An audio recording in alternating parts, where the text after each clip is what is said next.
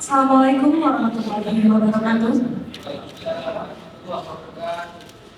Selamat siang dan salam sejahtera bagi kita semua.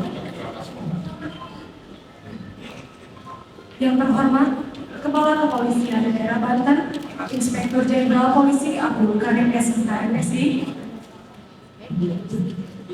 Yang kami hormati, Dirjen Gakum KFHK, Bapak Dr. Rasio Indosani. Yang kami hormati, Kepala Balai Taman Nasional Ujung Kulon, Bapak Ardi Andoni. Yang kami hormati, para pejabat utama Polda Banten, serta seluruh hadirin para tamu undangan yang berbahagia. Puji syukur kita panjatkan kehadirat Allah Subhanahu wa Ta'ala, Tuhan yang Maha Esa, karena pada hari ini kita dapat berkumpul dalam acara Press Conference ungkap kasus tindak pidana perburuan liar Badak Taman Nasional Ujung Kulon dalam keadaan sehat walafiat. Sebelum kita melaksanakan kegiatan press conference pada hari ini, marilah kita saksikan bersama video himbauan untuk melestarikan badak Jawa di Taman Nasional Ujung Kulon.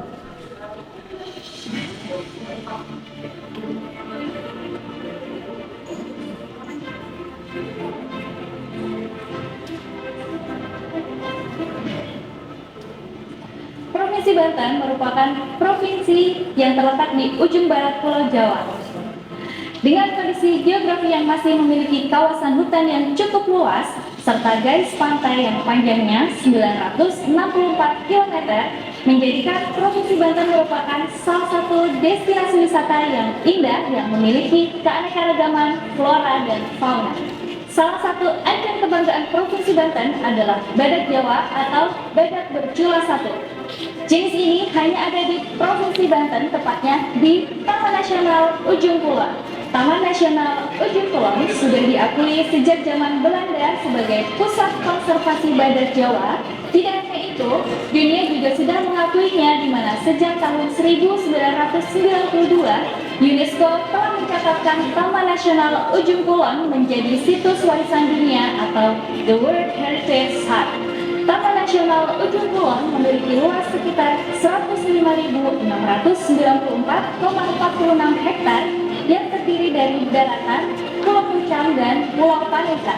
Pada tahun 2022, populasi badak Jawa yang ada di Taman Nasional Ujung Kulon berjumlah 80 ekor. Sedikitnya populasi ini juga disebabkan karena musim kawin badak yang dapat dilakukan 4-5 tahun setelah melahirkan dan kehamilan yang panjang selama 18 bulan. Seiring berjalannya waktu, diharapkan populasi badak Jawa dapat meningkat, akan tetapi adanya perburuan liar membuat badak Jawa terancam punah. Kita simak beritanya.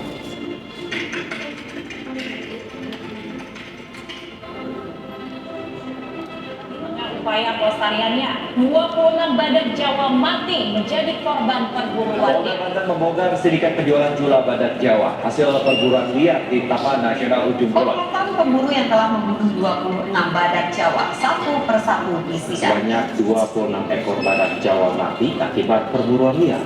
Padahal badak Jawa merupakan salah satu satwa yang hampir punah. Apakah kita akan kehilangan badak Jawa sama dengan yang ada di Vietnam dan di negara Malaysia? Tidak, kita tidak boleh melakukan perburuan liar terhadap badak untuk mempertahankan kelestariannya. Badak merupakan kebanggaan kita dan harus diwariskan sampai anak cucu kita. Untuk mempertahankan kelestarian badak Jawa, sejak tahun 2023, Kapolda Banten telah membentuk Satgas Operasi Taman Nasional Ujung Kulon yang bertugas melakukan penangkapan kepada pemburu liar, bahkan sampai kepada orang yang membeli cula badak.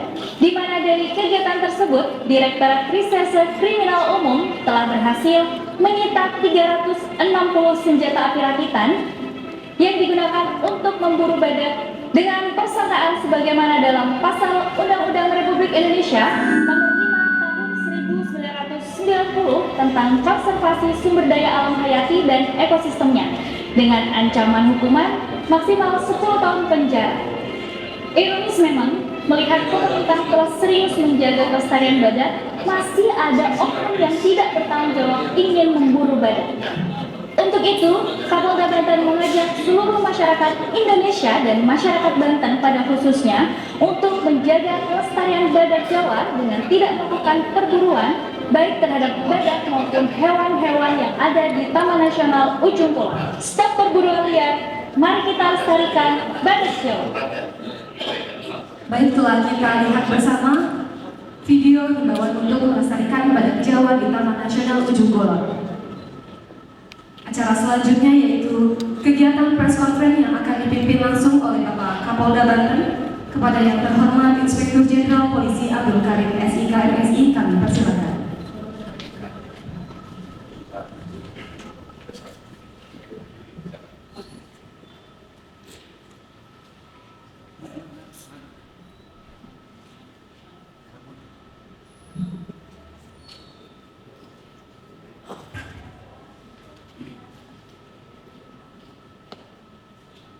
Dari sini kelihatan nggak?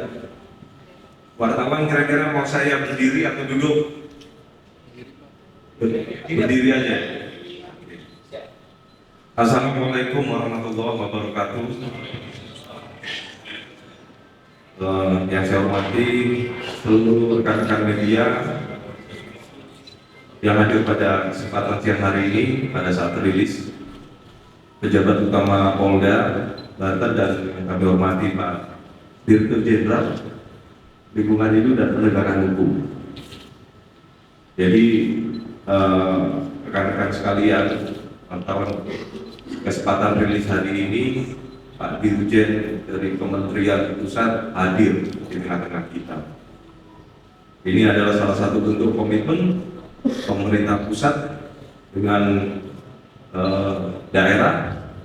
Ya, kita konsen sama-sama untuk yang betul-betul menegakkan persoalan-persoalan masalah yang betul-betul menjadi atensi pemerintah. Baik, saya akan bacakan rilis dari kesempatan sore siang hari ini. Jadi Polda Banten berkomitmen turut menjaga kelestarian badak bercula satu. Adapun komitmen kami Polda Banten yang pertama melakukan penegakan hukum terhadap pelaku pemburu badak. Yang kedua, mengamankan TNUK yang bekerja sama dengan Kementerian Lingkungan Hidup dan Kehutanan. Di sini kami telah menurunkan 30 personel BRIMOB untuk khusus melakukan patroli yang ada di wilayah Ujung Kulon.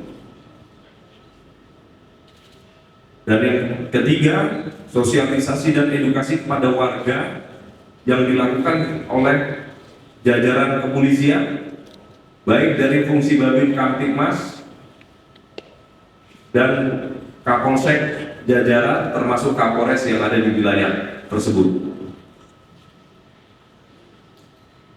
Perlu rekan-rekan ketahui bahwa Ujung Kulon ini sejak zaman Belanda berdasarkan rekomendasi dari Perhimpunan The Netherlands Indian Society for the Protection Nature, jadi dari zaman Belanda, melalui keputusan pemerintah Hindia Belanda nomor 60 tanggal 16 November 1921 yang menyatakan Semenanjung, Ujung Kulon dan Pulau Panaitan ditetapkan oleh pemerintah Hindia Belanda sebagai kawasan suaka alam atau cagar alam. Artinya dari zaman Hindia Belanda pun lokasi tersebut dari sejarahnya sudah ditetapkan.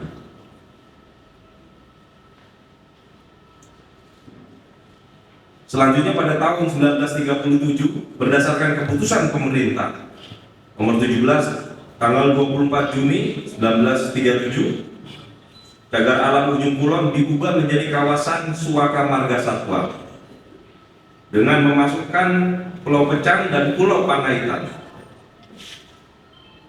Salah satu aset di dalam yang dilindungi adalah hewan langka, yaitu badak Jawa bercula satu. Sesuai dengan peraturan Menteri Lingkungan Hidup dan Kehutanan Republik Indonesia nomor 20 tahun 2018. Dari 921 jenis hewan yang dilindungi, salah satu adalah badak Jawa, yaitu pada urutan ke-112 dalam lampiran peraturan menteri tersebut. Ini dari sejarah latar belakang. Saya jelaskan juga mengenai historis suku badak Jawa dari perspektif suku Baduy.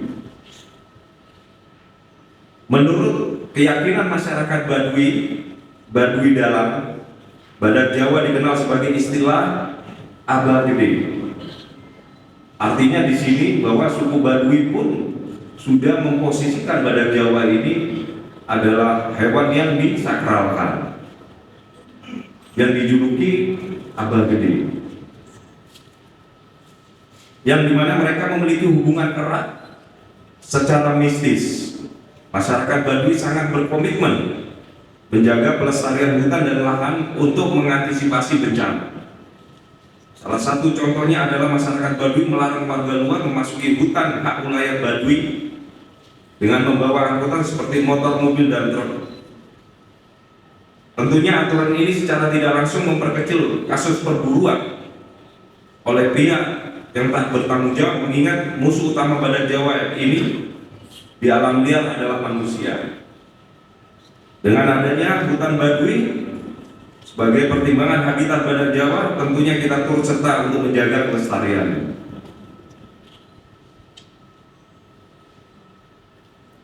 Berikutnya pada tanggal 29 Mei tahun 2023, Polda Banten menerima laporan surat Kementerian Lingkungan Hidup dan Kehutanan nomor 176 serta laporan polisi nomor 128. Berdasarkan hal tersebut dilakukan koordinasi. Dengan hasil terbentuknya tim gabungan dalam Satgas Operasi TNUK beranggotakan sebanyak 116 personil gabungan dari Polda Banten dan Kementerian Lingkungan Hidup. Dalam pelaksanaan kegiatan operasional Satgas tersebut berhasil mengungkap kasus perburuan badak liar dengan mengamankan 6 tersangka dan 4 orang DPO, dan barang bukti 360 senjata api rakitan, peluru, bubuk mesiu, serta tulang belulang dari bangkai badak dan alat perburuan lainnya. Dan ini sudah dilakukan rilis sebelumnya. Dari hasil kasus pertama, Polda Banten tanggal 29 Mei 2023, Satgas TNUK terus melakukan penyelidikan dan pengejaran terhadap pelaku perburuan badak bercula 1, yaitu pada tanggal 26 November 2023 berhasil menangkap 1 DPO berinisial M sebagai pemburu atau penembak dengan barang bukti berupa 2 unit senjata beserta amunisi dan 2 unit HT. Berikutnya pada tanggal 17 Maret 2024 berhasil menangkap YG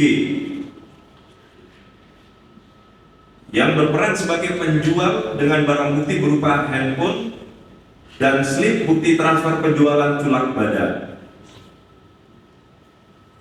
Pada tanggal 23 April 2024 berhasil menangkap WL yang berperan sebagai penadah yang membeli hasil perburuan dari hasil bukti transfer, telah membeli culak badak dengan total nilai sebesar 500 juta rupiah. Total Polda Banten telah menetapkan 14 tersangka pelaku perburuan badak Jawa di TNUK. Sebanyak 14 orang yang terdiri dari 2 perburuan badak Jawa di TNUK. Jadi 14 orang kelompok yang membunuh kurang lebih ya, kurang lebih masih estimasi, angka realnya kita tidak pasti, sebanyak 26 badan. Ada 2 kelompok yang memimpin perburuan badak Jawa di TNUK.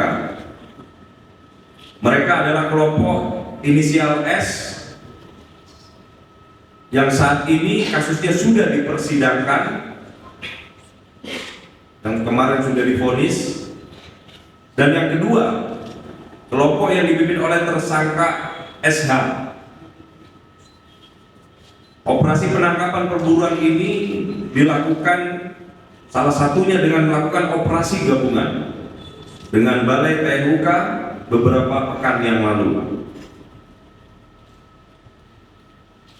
Jadi perlu saya jelaskan bahwa terdapat 2 kelompok jaringan perburuan badak ini berjumlah 1, yang 1 kelompok sudah kita ungkap sampai dengan kebenarannya. Nah, yang 1 kelompok lagi kita masih melakukan upaya penangkapan terhadap jaringannya.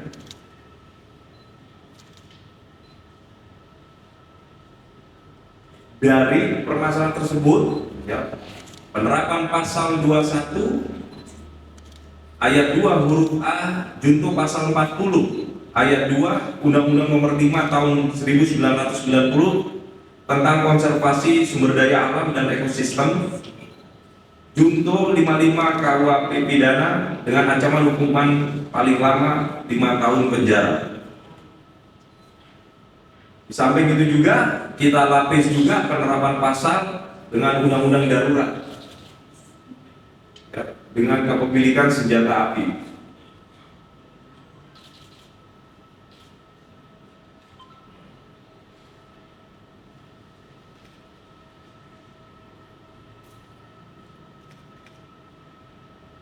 Baik,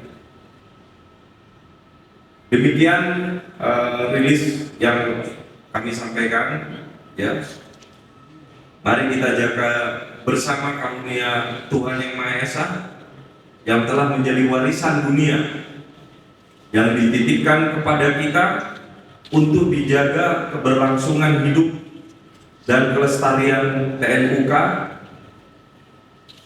terutama badak Jawa bercula 1 yang hanya ada di Indonesia, serta satu-satunya di dunia, yang akan membuat kita bangga jika dapat melindungi dan melestarikan dengan baik. Demikian rekan-rekan sekalian, terima kasih. Wabillahi taufiq wal hidayah. Wassalamualaikum warahmatullahi wabarakatuh. Waalaikumsalam. Kepada yang telah diberikan.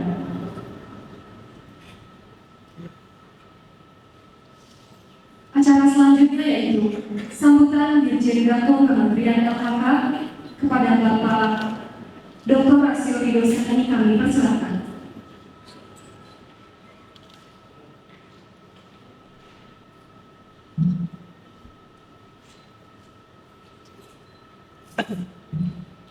Yes. Assalamualaikum warahmatullahi wabarakatuh.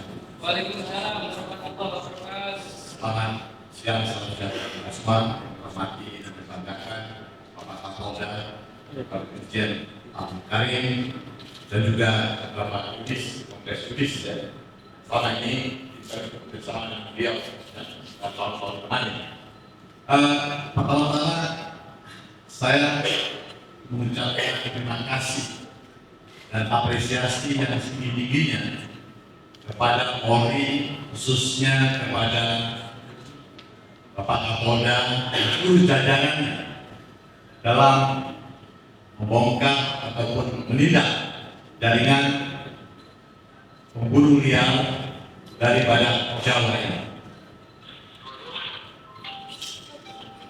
Langkah yang dilakukan oleh Polda Banten, pimpinan Bapak Dirjen Pol Abdul Karim bersama-sama dengan KLHK ini menunjukkan komitmen pemerintah untuk menjaga kekayaan dan keanekaragaman hayati bangsa Indonesia yang ada di Provinsi Banten ini, khususnya di Taman Nasional Ujung Kulon.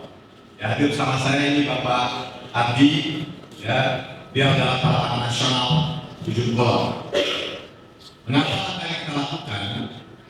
Dan kami melihat bahwa apa yang dilakukan bersama-sama ini penting, karena pada Jawa Ujung Kulon ini kondisi saat ini kondisi sangat terancam, dan ini yang masih tersisa saat ini hanya ada di Ujung Kulon.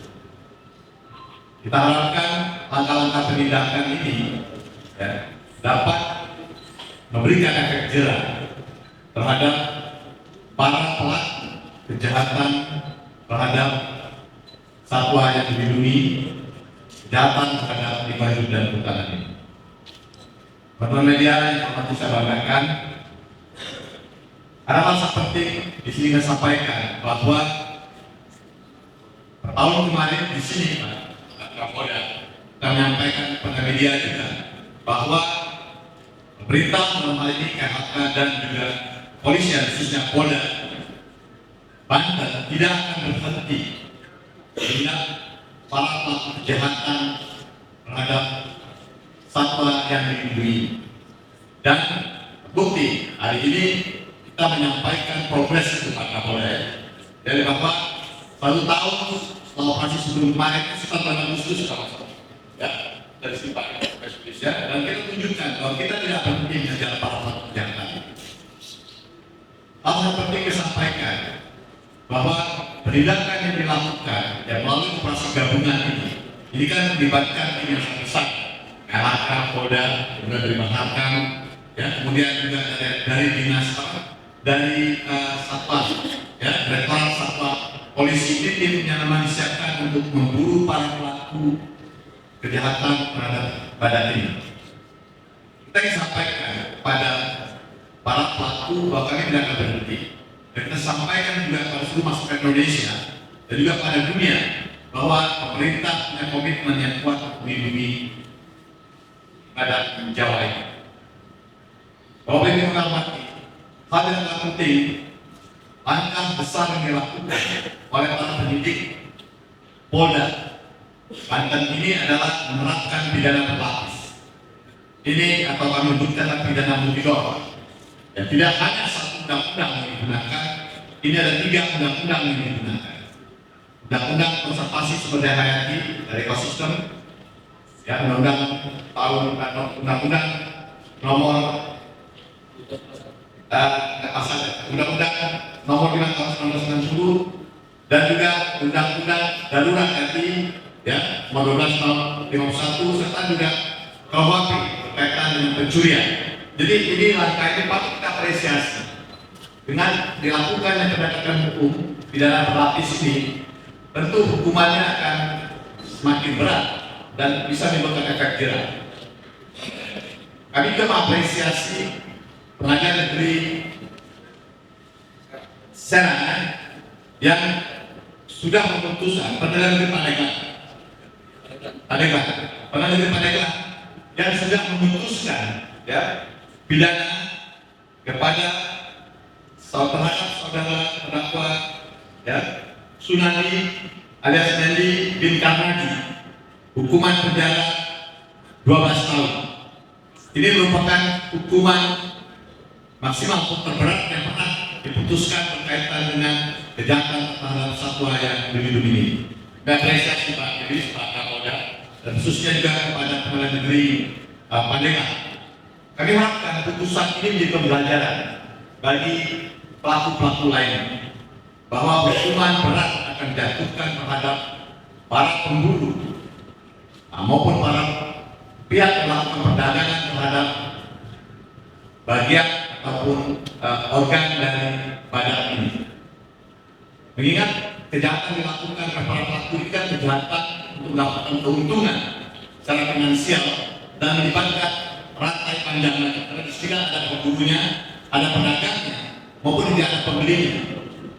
Kami menyampaikan, kami sudah bicara dengan penyidik, kami nanti akan bicara lagi dengan teman-teman para penyidik di Polda untuk melakukan juga penyidikan tindak pidana pencucian uang. Karena kejahatan lingkungan hidup, kejahatan kehutanan itu merupakan kejahatan, ya, tidak atau tidak asal dari pencucian uang. Ya, saya pikir ini bisa kami sampaikan. Sekali lagi terima kasih Pak Kapolda, ya, Pak Yulis, dan juga Pak Pertahanan Nasional, ya, bahwa ini kerja bersama dilakukan. Kami mohon juga dukungan teman-teman media, karena kita harus menyelamatkan, ya, satwa-satwa yang dilindungi di Indonesia ini, yang mempunyai peranan sangat penting bagi ketahanan ekosistem dan kehidupan masyarakat kita, dan juga menjadi perhatian dunia. Lagi terima kasih. Wassalamualaikum warahmatullahi wabarakatuh. Mengucapkan terima kasih kepada Bapak atas sambutan yang telah diberikan. Acara selanjutnya yaitu sesi tanya jawab kepada rekan-rekan media yang ingin mengajukan pertanyaan kami persilakan.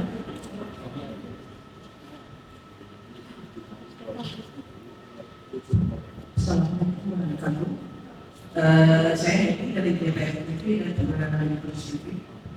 Saya mau DPR TV pada TV.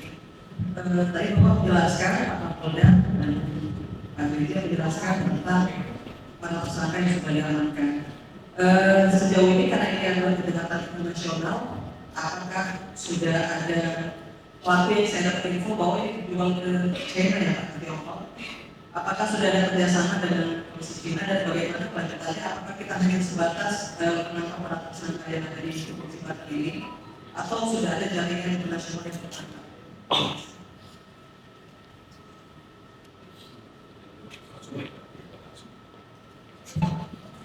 Ya, terima kasih Bu.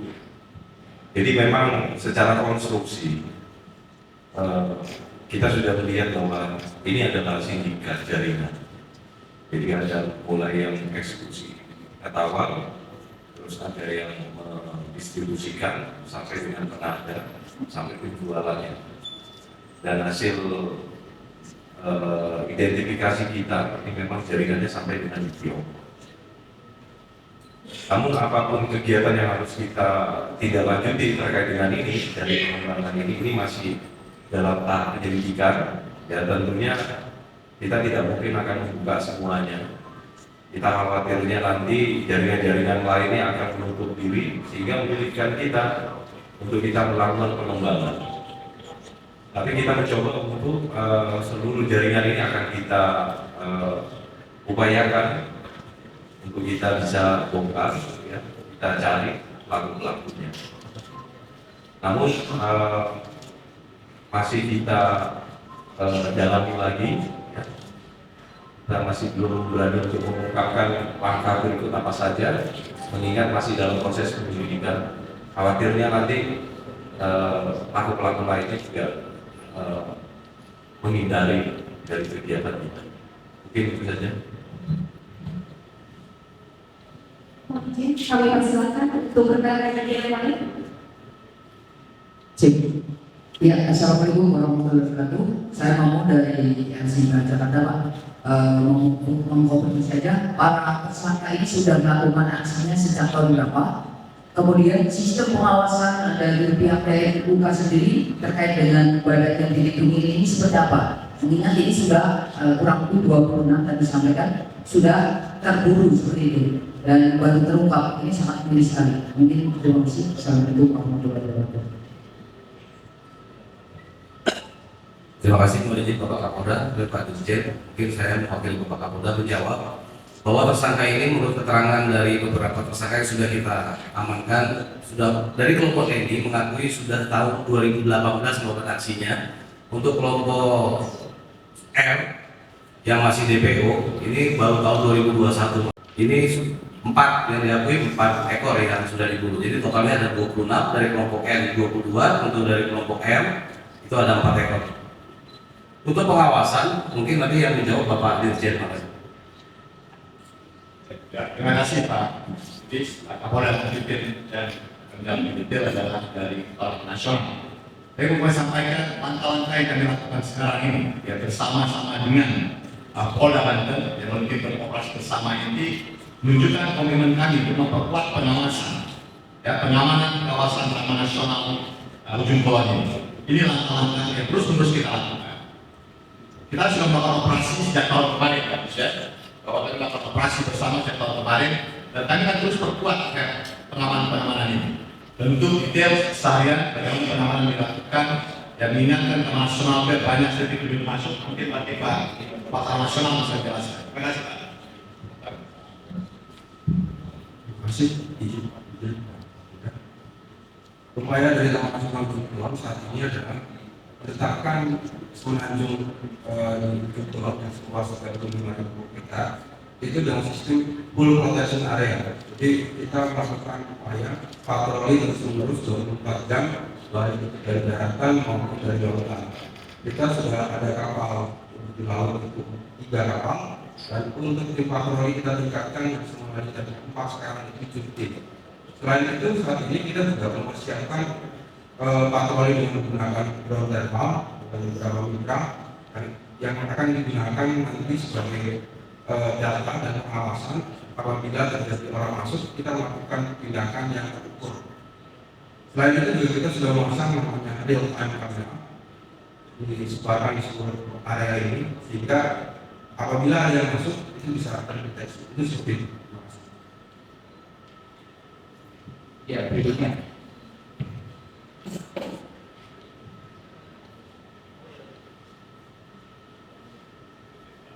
Assalamualaikum warahmatullahi wabarakatuh.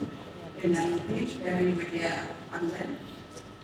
Ini Pak, pertanyaan masalah ini Pak, kalau di Pulau itu kan sekarang di ini ya Pak ya, maksudnya ketat gitu ya Pak ya, yang umum itu nggak bisa masuk ya Pak. Sedangkan kan di situ ada makam ya yang namanya Sangiang Sirah kalau nggak salah nih Pak ya. Kalau orang yang mau religi ke situ, itu gimana itu? Apa masih nggak boleh masuk juga atau gimana? Terima kasih Pak. Izin, terima kasih pertanyaannya. Jadi untuk Sangiang Sirah kita sudah menghasilkan seluruh buku-buku yang ada di situ, karena diindikasikan buku-buku ini digunakan para penunggu untuk standby. Yang kedua, kita bekerja sama dengan TNI dan Polri termasuk Polda untuk melakukan pengecekan di lokasi tersebut. Yang ketiga, seluruh kuncen sudah kita identifikasi. Maka untuk yang berjarak ke Sangiang Sirah untuk melalui darat, kita tidak boleh lagi melalui darat, tapi hanya diperbolehkan lewat laut, dan itu pun harus dipandu.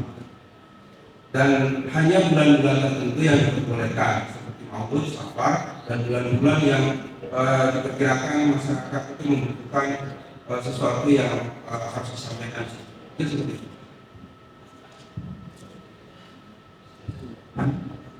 Assalamualaikum warahmatullahi wabarakatuh. Ini saya paham dari depannya Pak. Ada beberapa pertanyaan saya Pak. Yang pertama kan kalau bilang ada 14 orang pesan dalam masalah tadi. Sedangkan yang catatan saya sendiri yang sudah ditangkap berhentikan terlibat ini. Apakah 15 orang sudah tertangkap semua atau belum? Kemudian ada 2 kelompok ini. Berapa orang kelompok sendiri yang melakukan perburuan, kemudian kelompoknya Suhari ini ada berapa orang? Tadi Pak Kapolda bilang juga ada patroli dari Brimob. Ini sejak kapan dan mau sampai kapan patroli dilakukan di Pak untuk menjaga badan? Terus untuk dari KKLK, ini kan ada 26 versi dari penghuni yang mati di gunung. Berapa mungkin jumlah badan catatan dari KKLK sendiri? Yang realnya berapa?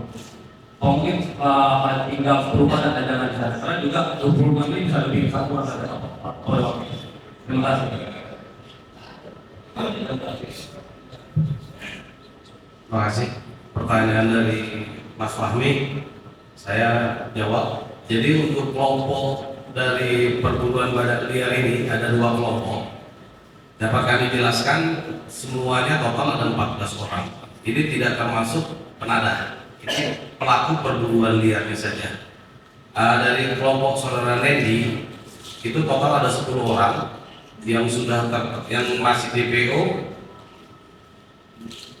6 orang yang masih DPO dari kelompok Nendi. Nendi sendiri sudah divonis, tadi sudah disampaikan. Ini mengakui sudah 22 ekor yang melakukan perburuan terhadap badak ini. Untuk yang kelompoknya satu lagi, jadi Suhar ini termasuk kelompoknya Nendi. Setelah melakukan pengembangan pendalaman, Jadi bukan dia kelompok tersendiri, tapi merupakan bagian anak buahnya Nendi. Untuk kelompok kedua ini yang masih DPO ini saudara Rahmat atau R, tadi kami sampaikan, ini hanya 4 orang. Dan saudara R sendiri belum diamankan atau masih DPO. Namun yang sudah bisa diamankan saudara I dan saudara S dari kelompoknya saudara R. Ini menurut pengakuan saudara I dan S dan didukung dengan keterangan dari tersangka yang dari kelompok N, ini total yang sudah diburu oleh kelompoknya saudara R itu ada 4 ekor yang sudah diburu 4 ekor. Untuk pengelompokan ini, untuk kelompok perburuan liar ini kami juga melakukan analisa dari rekening penada, yaitu saudara W. Saudara W ini rekeningnya sudah kami analisa sehingga untuk transaksi keuangan, sehingga kami kelompokkan yang melakukan transaksi keuangan hanya saudara N dan saudara R, sehingga yang di bawahnya antara lain didukung dari keterangan tersangka lain merupakan satu kelompok. Jadi total semuanya hanya ada 2 kelompok berdasarkan analisa dari keterangan dari rekening maupun analisa dari keterangan tersangka ini. Jadi ya saudara satu dari yang disampaikan itu merupakan kelompok dari saudara Nendi, bukan kelompok tersendiri. Jadi yang kelompok sendiri merupakan saudara R, saudara Rahmat. Gitu. Jadi dia dianalisa dari rekening lalu lintas rekening ke saudara W yang menjadi penada di Jakarta. Terima kasih. Terkait mengenai patroli yang dilakukan oleh pasukan Brimob, ini sudah dilakukan oleh Polda Banten ketika ditemukannya adanya perburuan badan. Jadi begitu ditemukan adanya informasi seperti itu dari laporan, kemudian dibentuk satgas, kemudian langsung kita lakukan backup sebanyak 30 personel anggota Brimob yang melakukan kegiatan patroli termasuk penyisiran dan penangkapan terhadap tersangka, dan itu berlangsung sampai dengan saat ini. Kemarin sempat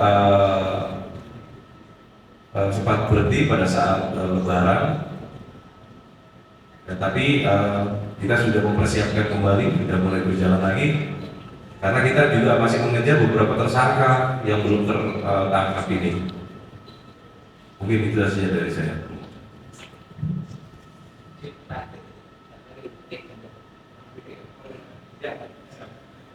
Terima kasih Pak Kapolda sudah dikasih kesempatan.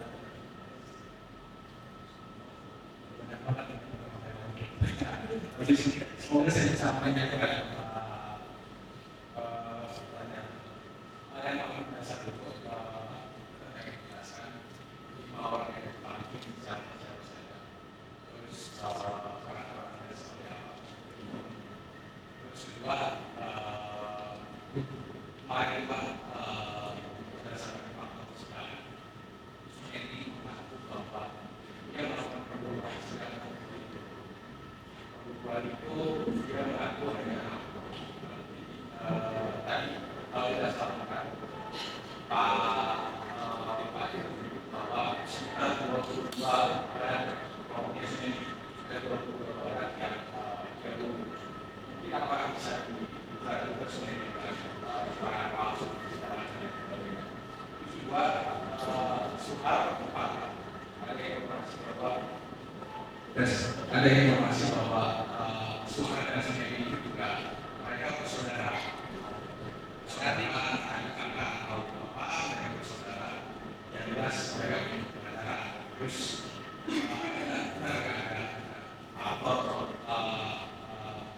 aktor di dalam juga bahwa mereka hanya menentukan kehidupan badan dan apa yang dilakukan kepada mereka menegakkan informasi.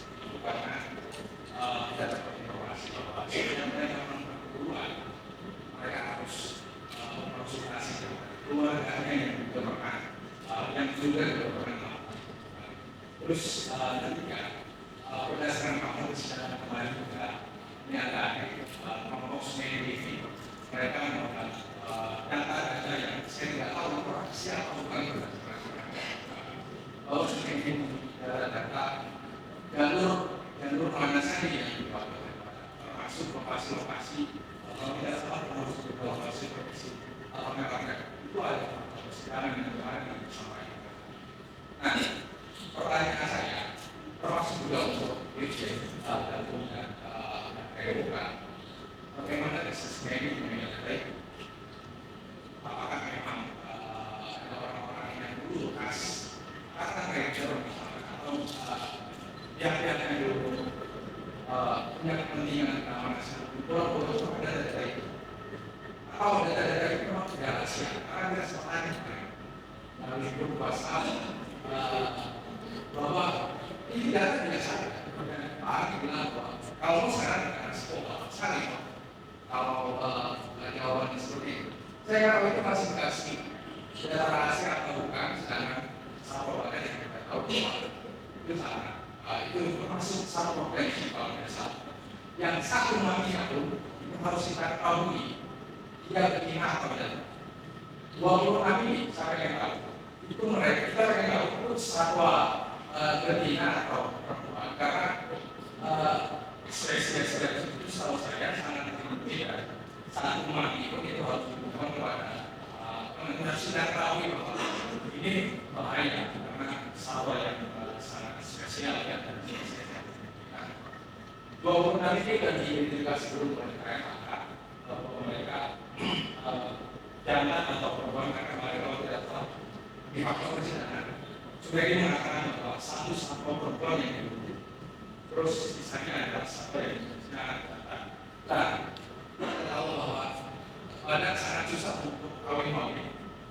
Dia bisa bertahun-tahun kalau tidak salah dan 26 ini menurut saya sangat banyak. Kita sangat banyak. Kita nggak tahu kamera yang paling diakui sini itu hanya 4 kita nggak tahu apakah ada 5 atau 10 bahkan kamera yang itu. Kita nggak tahu intinya di persidangan kemarin yang namanya 6 tapi ada fakta kemudian 22 kalau tidak salah di sini. Jadi saya pikir perlu dijelaskan soal dan itu soal sudah banyak. Terima kasih banyak.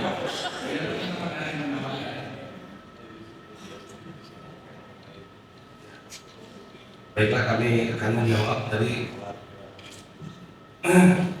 Untuk tadi sudah saya sampaikan untuk kelompok ini ada 2 kelompok. Tadi saya benar untuk saudara Nendi dengan saudara Sahdi pertama kali, sehingga mereka dikategorikan sebagai satu kelompok. Untuk peranan masing-masing, untuk Nendi sebagai ketua kelompok, dia juga sebagai penjual maupun sebagai perburu. Untuk nama-nama yang lain, 9 orang lain yang berada di kelompok Nendi ini, itu sama posisinya semuanya dia yang menyembelih badak dan memotong cula dengan golok, juga menembak dan membawa perbekalan. Yang menjual hanya Nendi. Untuk dari kelompok Rahmat atau R itu sama, ketuanya saudara R. Perannya itu sama untuk menembak badak, menyembelih dan menjual cula. Sedangkan anggotanya memotong, menembak dengan membawa golok dan serta membawa perbekalan. Jadi peranannya anggotanya sama semua, ada yang memotong, menembak, memotong cula serta membawa perbekalan. Karena memang posisinya dari desa mereka Ranca Pinang ini ke tempat Ujung Jaya cukup jauh masuk ke dalam hutan, sehingga mereka memerlukan perbekalan. Untuk tadi untuk menjawab bahwa mereka ini terpacu untuk mengambil keuntungan dari berburu badak bercula 1 dikarenakan memiliki perantara atau kenalan yang bernama saudara Y yang sudah kita amankan, sehingga dialah yang menghubungkan kepada saudara W yang membawa saudara W ini yang menjual cula badak itu sampai ke Tiongkok.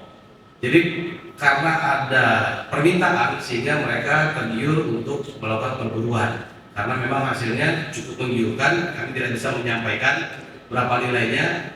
Ya mungkin nanti di WA saja kalau mau tahu berapa nilainya harga cula badak ini. Takut nanti orang-orang yang di luar Ujung Kulon malah tertarik untuk Ujung Kulon dari seluruh Indonesia, bahwa cukup lumayan harganya. Itu saja mungkin yang dapat disampaikan. Selebihnya dari pihak Pak Dirjen sama Pak Ketua Badan. Terima kasih. Berkaitan dengan saya sudah sampaikan Pak Syaraf, saya akan tanyakan, kita akan pelajari bagaimana mereka mendapatkan informasi ini dilanjutkan ya, dan data di mana lokasi-lokasi area dan terima kasih. Juga Pak Dirjen. Jadi pada masa lalu kita selalu melakukan sosialisasi, baik itu tingkat kabupaten, kecamatan, bahkan juga desa, termasuk juga daerah tersebut. Dari data-data itu, ketika melakukan sosialisasi itu ada PPT, dan itu jadi bahan evaluasi kami ke depan bahwa yang namanya data-data seperti itu memiliki dua mata pisau. Kadang kita bisa memberikan kejelasan ke masyarakat bahwa kondisi data seperti ini dan seterusnya, tapi ada juga orang yang memanfaatkan itu sebagai data untuk dijadikan bahan. Jadi ini merupakan evaluasi kami untuk selalu, sehingga kita ke depan agar lebih sedikit lagi. Hal seperti ini juga mungkin bahwa kita bisa lihat di YouTube dan sebagainya bagaimana tentunya orang menjelaskan tentang badan. Dan ini saat ini mungkin kita sekarang sedang menginventarisir YouTube mana saja yang menjelaskan sehingga bisa terhitung. Terima kasih.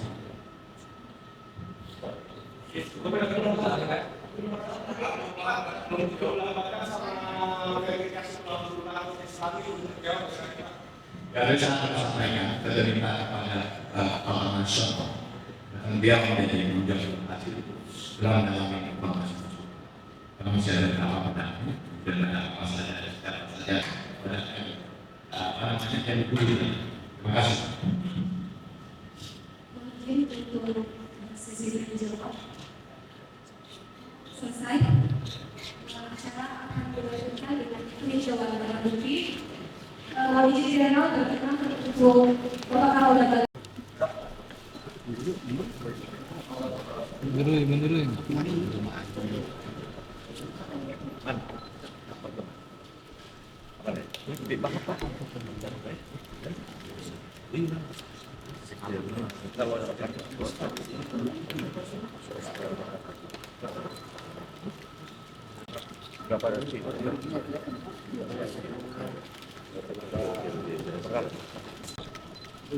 Izin kanan Jenderal.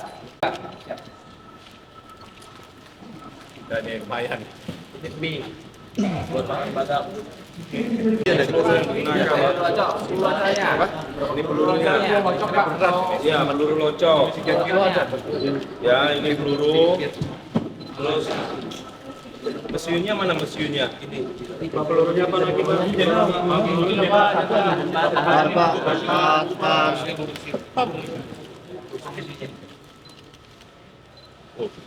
ini pelurunya. Pak Akum, izin Pak Akum. Ya, ini Pak. Ya. Sini lagi Pak. Ini namanya timah panas tuh ini Pak. Oh, sekarang kan nggak pakai timah lagi, nanti timah deh. Ya timah deh. Ya. Oke. Ya. Terima kasih ya. Ini peluru badan. Terima kasih. Pak. Ya. Nanti Pak terus Pak demo. Tadi Pak. Izin.